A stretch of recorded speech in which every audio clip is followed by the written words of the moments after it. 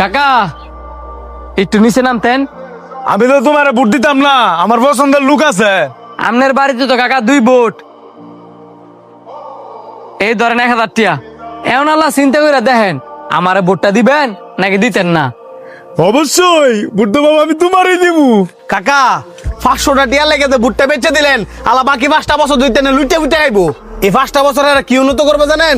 বয়স্ক ভাতা, বিধবা ভাতা, রেশন কার্ড, প্রতিবন্ধী ভাতা সব লুটে বুটে খাইবো। শুধু তাই না, রাস্তাঘাট করতে যাইবো হ্যান তে ডে খাইবো, স্কুল করতে যাইবো হ্যান তে ডে খাইবো, মসজিদ করতে যাইবো হ্যান তে ডে খাইবো, মাদ্রাসা করতে যাইবো হ্যান তে ডে খাইবো, মন্দির করতে যাইবো হ্যান তে ডে খাইবো, হাসপাতাল করতে যাইবো হ্যান তো ডে খাইবো।